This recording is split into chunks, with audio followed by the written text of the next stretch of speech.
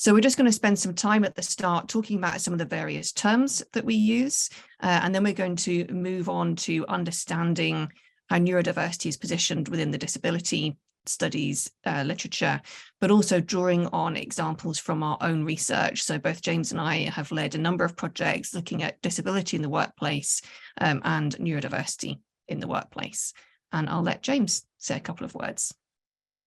What you're going to hear about this evening is very much to do with a range of research projects that Kate and I have been involved in for around about a decade or so.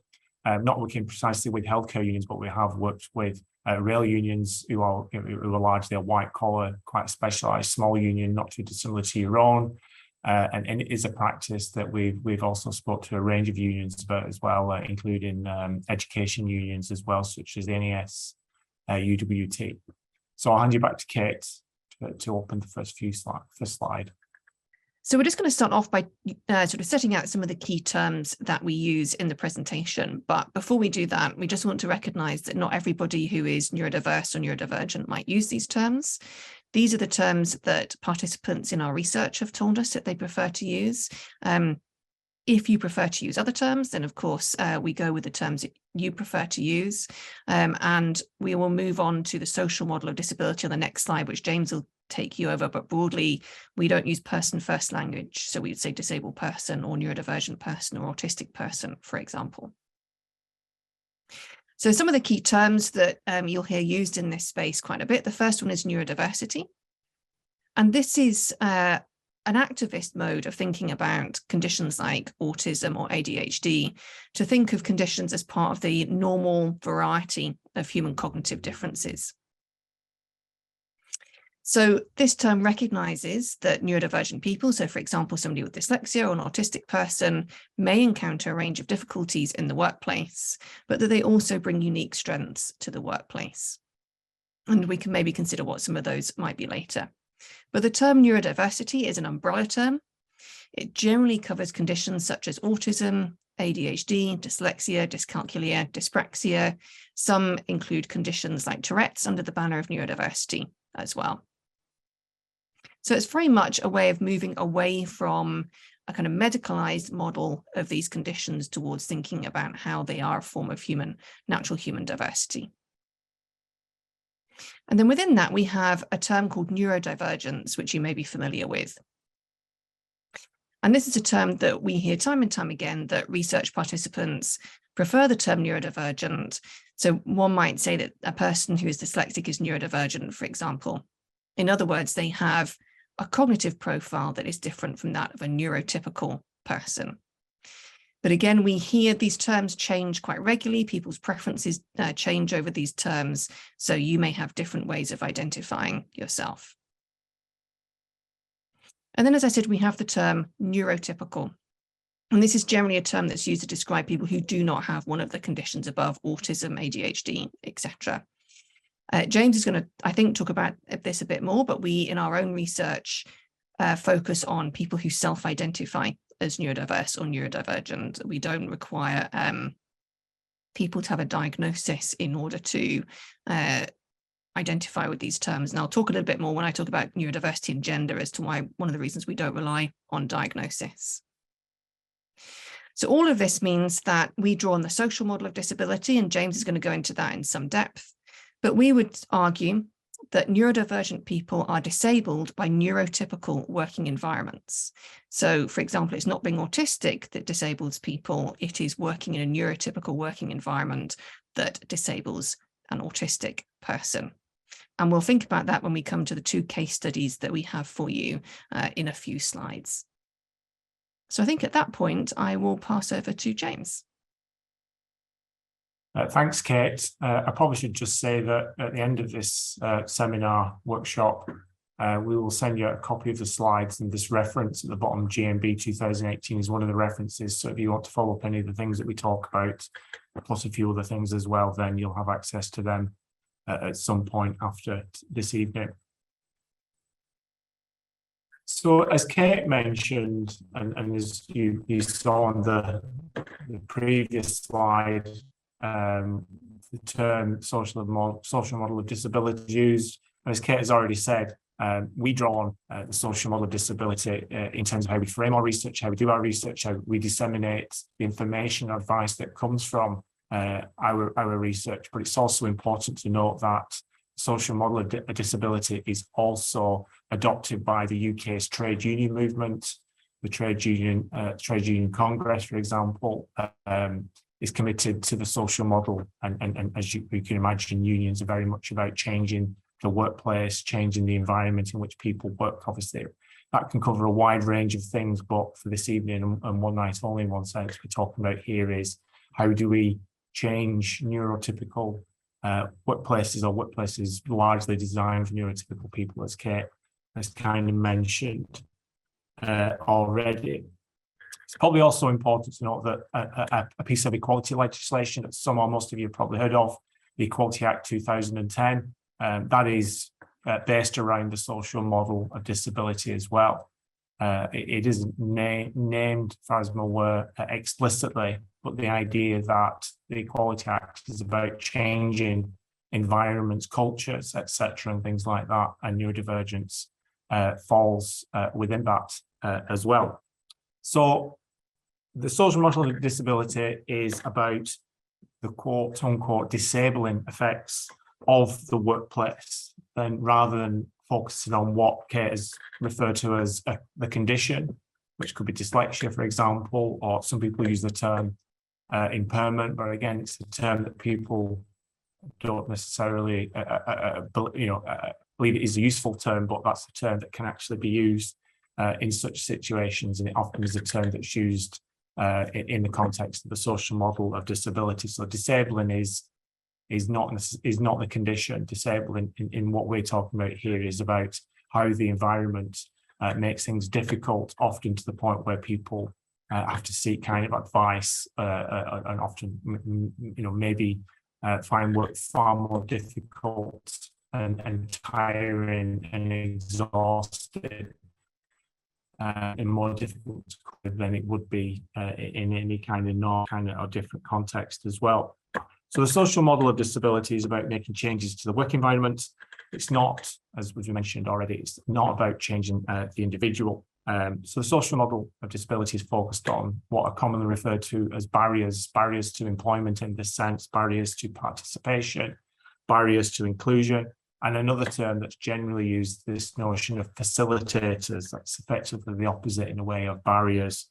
It's how you kind of overcome the barriers. Well, you put in place, you facilitate those better, more inclusive working environments. And the kind of legalistic term that's often used associated with that is reasonable adjustments. That's perhaps a term that you are familiar with already. So examples of barriers in the case of neurodivergence could probably include, as it generally is related to more broadly when it comes to disability, is kind of resistance to things such as reasonable adjustments. It may be the case that you are dyslexic, and in order for your work to be more accessible, you get some kind of speech recognition software, and the employer, as an example, takes an awful long time trying to kind of sort that out for you, and maybe even doesn't provide it eventually, or refuses to put it in place. That's an example of the social model of disability in practice, and barriers to inclusive workplaces. So a facilitator, for example, facilitation or could actually include things such as, consulting with not in the sense that I imagine in your own practice, but speaking to people and understanding the issue from the perspective of the individual, and try to kind of figure out what is best, effectively in a way kind of co-designing what is an inclusive work environment, which could often be just relatively minor kind of changes in the way that people work, something we'll come on to later on when we talk about the case studies that have been mentioned already. Sorry, James, can I interrupt very quickly just to suggest, could you turn your video off just for a little bit, because you're a little bit choppy, and then we'll still be able to hear you, but the sound might be a little bit better. Thanks a lot.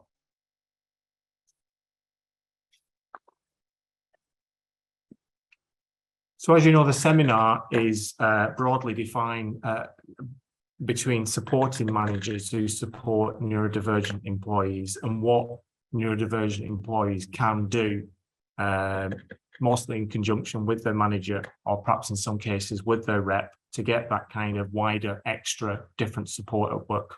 So this slide is, specifically about managing a neurodivergent employee and things like that. So as Kate's kind of mentioned already, people who are neurodivergent often don't see themselves as disabled. They do prefer generally the concept or the idea of neurodivergence. But it's important to note that neurodivergence is covered by the Equality Act 2010. There are about 3 conditions that were covered by the Equality Act. I think it's cancer, MS, and HIV status. But the main thing about the Equality Act, it covers any kind of condition that has been in existence. It's either lifelong or lasted or expected to last more than 12 months and has a substantial impact on day-to-day living, and work is an important part of day-to-day living for the majority of people of working age, of course. So good practice is not about changing employees or classifying them as special or gifted. Those are kind of quite patronizing terms they can get used to. Sometimes it's looking at what the organization does to make life difficult for the neurodivergent employee and changing them and removing those barriers so that they can access the workplace, or finding ways in which you can mitigate against the things that cause difficulties for that particular individuals. Most adjustments are almost cost-free. The average adjustment, as it says on the slide, is around about £75. But probably more important than anything else, they require a change in attitude and culture in the workplace, which we all know is not necessarily, in some cases, the easiest thing to do.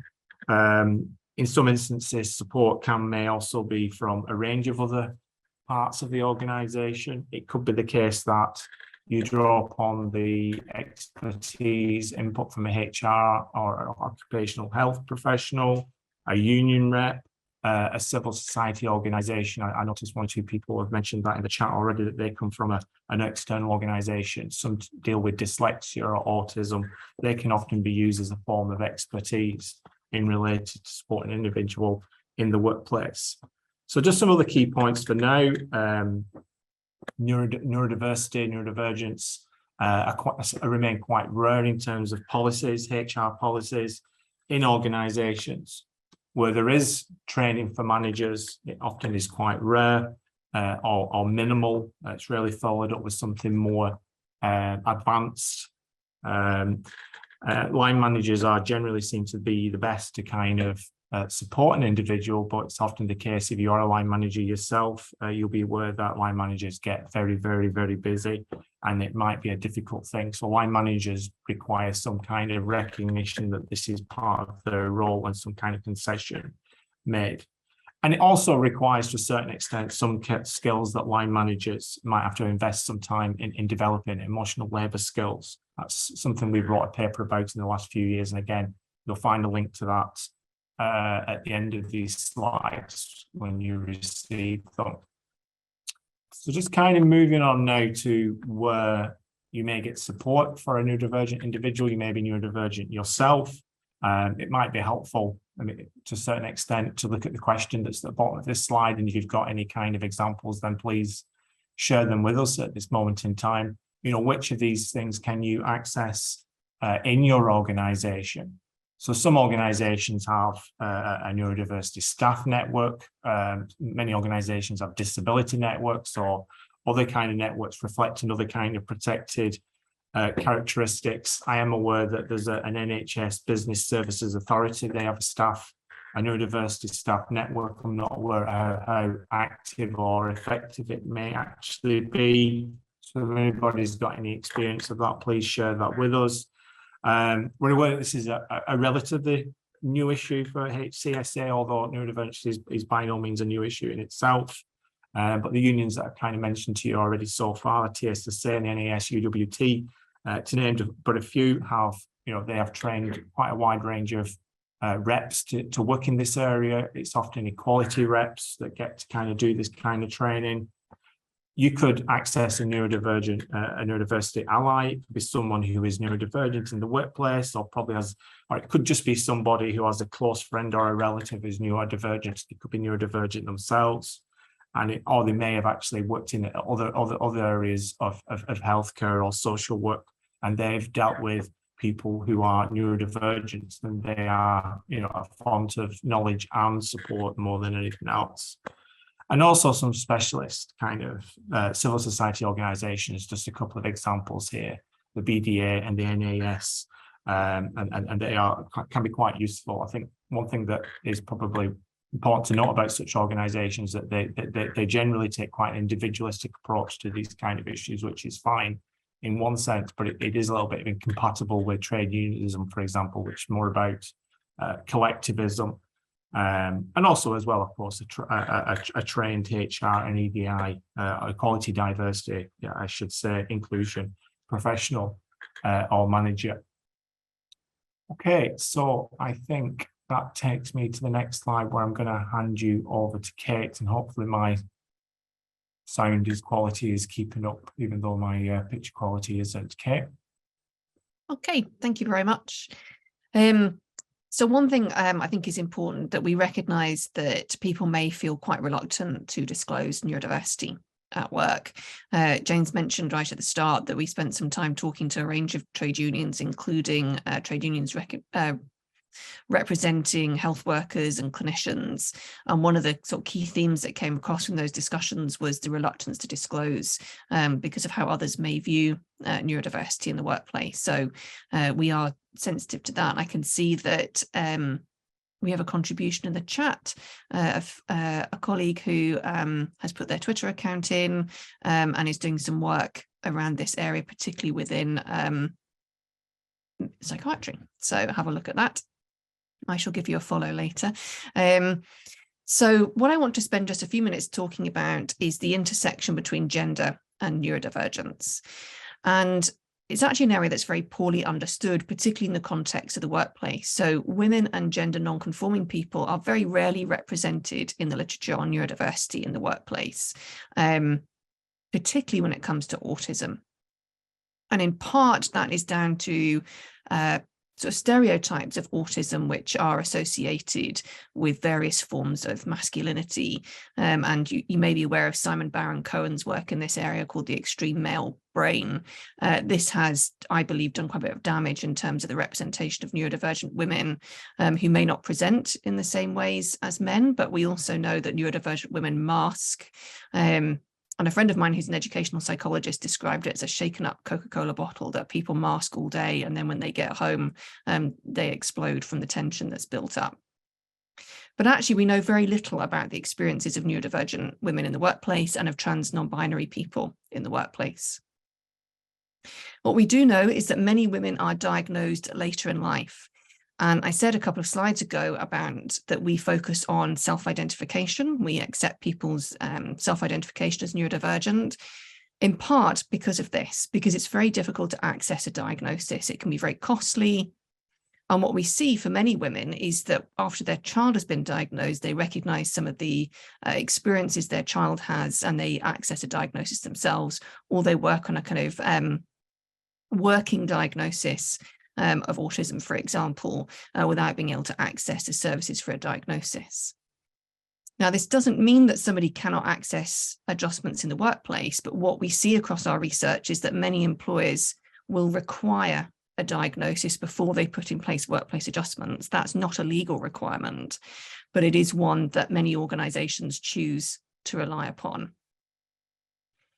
And what our research showed is that autistic women in particular experience considerable isolation in the workplace, in part because they may find that their colleagues and line managers just don't believe them when they say that they're autistic, because it's not possible to be an autistic woman, or that they present in very different ways, or they mask, and so therefore they're not seen as being able to or needing of the support. And one particular example of this, and I've just put a very small kind of example up on the top right-hand corner of the screen, which is Tina is an autistic academic in her 50s who achieved a diagnosis after her son was diagnosed. So she received a diagnosis in her 40s. And Tina told me about the feelings of isolation that she's had at work in all of her different jobs. And she'd worked in the public sector, she'd worked in local authority in very senior levels, and had moved into becoming an academic. And she said this was down to her dislike of small talk, and she loathed networking, and felt that this reluctance to do these kind of social things in the workplace had had a very negative impact on her career progression. But the most upsetting thing Tina said to me was, "I've never had a friend." And this isolation that neurodivergent women report, we do see across our data. So it's an area that we see is quite neglected, both in terms of the existing research, but also in terms of policy. So does policy around neurodiversity in the workplace, for example, take into account the gendered aspects, or equally, do gender equality policies from employers take into account the intersections with disability and gender? So overall, it's a bit of a call for people to take gender into account. What we see in our own research is that gender and neurodiversity go hand in hand in the workplace, and it's very hard to separate out the effects of the two. Somebody has suggested, as a response to question 1, how could Adam be supported by a union? And somebody has contributed by saying the union can challenge the employer and point out they are not meeting their responsibilities by putting in reasonable adjustments. They can also support, oh, my screen's just suddenly changed. They could also support if he needs to take the trust to a tribunal for constructive dismissal, but more likely help facilitate communication and the working environment. Yeah, I think that is a good answer. I think we would be hoping that we wouldn't get to the stage where a kind of a recourse to some kind of employment tribunal, or we're not at that stage just yet.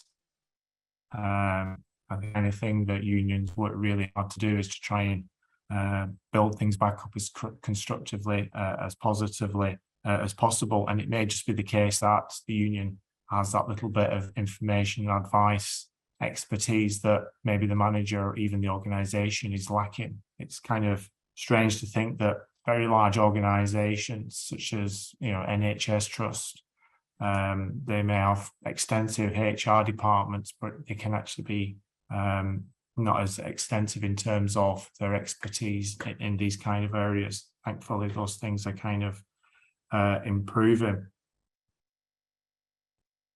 Just trying to find.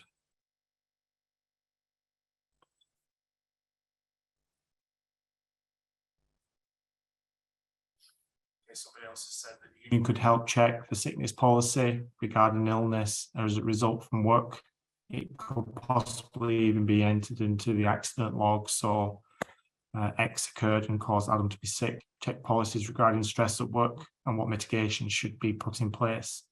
Ensure adjustments are put in place ASAP, so Adam doesn't need to go off sick. Negotiate part-time or phased return. Address the wider issues which appear at the root of the cause. Good answer, touching to a certain extent on some of the kind of answers that we have. We can take you through in a few moments' time what the union actually did. And that's not to say that there is an absolute precise formula for how you respond to any of issue in the workplace. There's often choices, and there often be little differences as well. Ultimately, what is positive and constructive and reasonable to achieve is what you are really aiming to do.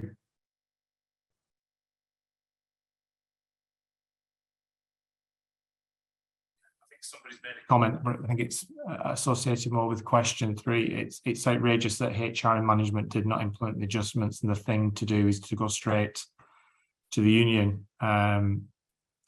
Yeah, I mean, I suppose that's always one way in which to think about it, and one way that things could happen sometimes. I mean, it just depends on the effectiveness and the kind of relationship that the union has with local management contexts as well sometimes. So what actually happened, like I said, this is not necessarily led to a constructive outcome. So ultimately, the member contacted the union for advice.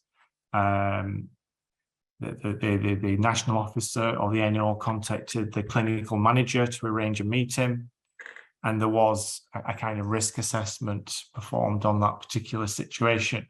Now, there's an acronym here that I'm not familiar with, but perhaps you as health professionals will be aware of. A WRAP, a Wellness Recovery Action Plan, was put in place.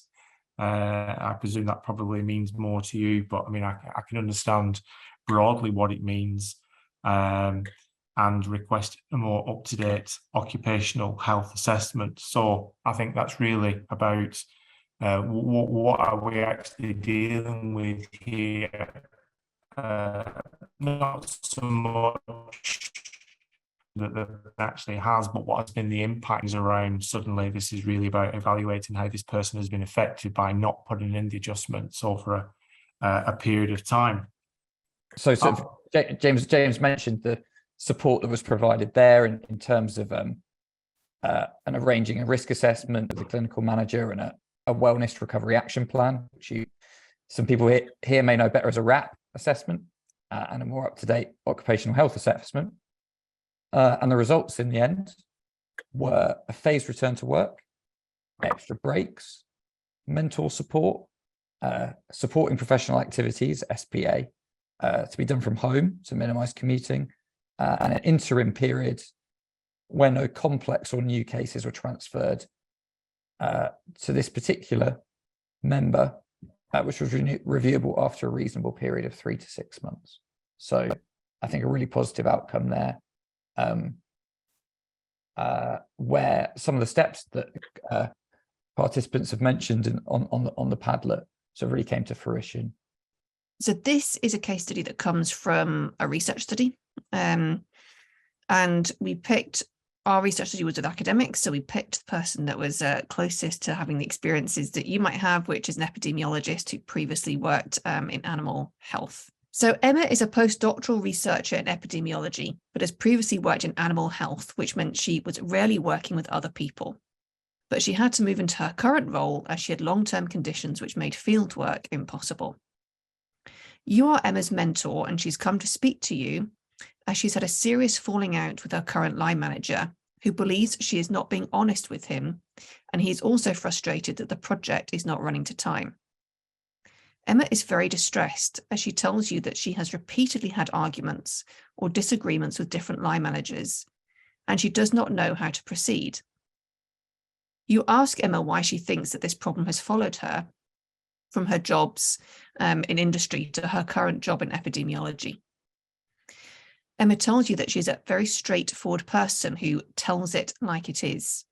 And previous line managers have found this communication style confronting, but also that they think, I've got some information that I haven't got, or they've misinterpreted something I've said because they think I've said something that I haven't said. Emma attributes this preferred communication style to being autistic.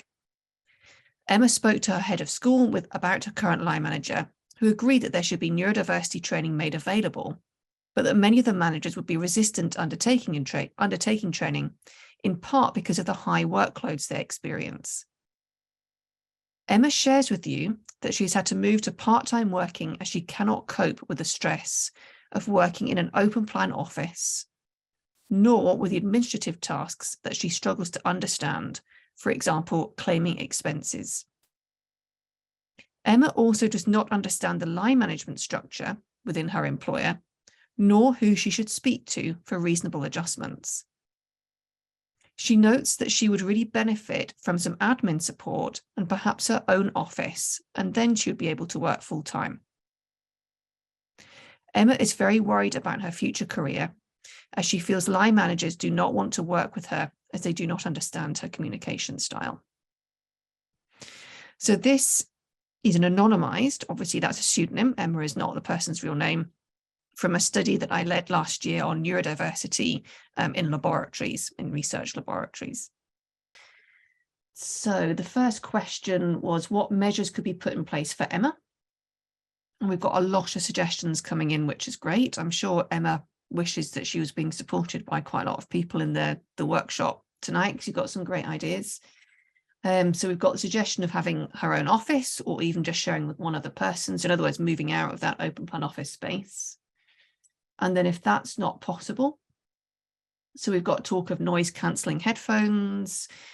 So some sort of physical interventions, for example, things that Emma can wear that will help her cope with the sensory overload, but also perhaps some structural changes that can be made to the open plan office, for example, putting some noise kind of muffling partitions into one corner of the office space. So what else have we got? We've got coaching for the line manager on how to interact with neurodivergent employees. One of the things that came out of this study is that actually many people were actually happy to disclose to their line manager, who subsequently did absolutely nothing with that information. So the idea that the line manager needs support as well. So we've got Emma's line manager is probably also struggling, providing them with more support so they can have time and patience to take a step back, and also to depersonalize Emma's communication style. What else have we got? So line manager could be trained on communication styles, provide Emma with some admin support. So for example, enabling hybrid working, so working from the home at some times, working from the office with noise cancelling headphones, not hot desking. So this is something that we see come up across studies, is that hot desking can be very disorientating and destabilizing for neurodivergent people. And provide her with clearer details of the management structure and who she can talk to about securing some adjustments. And someone is also suggesting that instead of just training the line manager, that everyone should be trained on neurodiversity as well. So I'm just going through, so there's a couple of suggestions about training everyone. So we've got here, burnout is common for neurodivergent individuals due to a lack of understanding. So this again is going back to our idea that it's the workplace that's the problem, not the employee.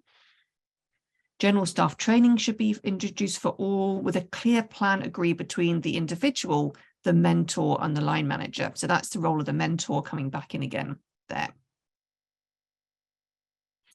So question number 2 was about supporting Emma's line manager, and we've had some suggestions about that around training the line manager. And then question number 3 is what can be done to make the line management and support structures clearer for all employees?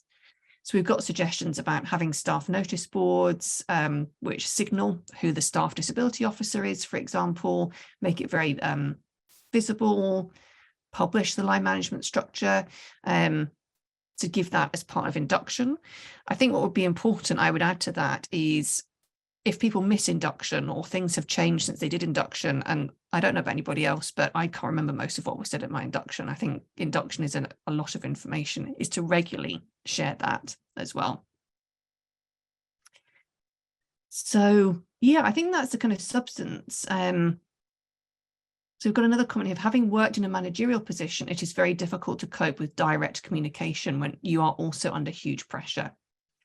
Part of the solution will only come when actually reducing the pressure on everyone to make greater space to make allowances. And I think that links in with case study 1 about Adam's workload and the staff shortages. Many of us are engaged in industrial action in large part due to staff shortages and overload of staff.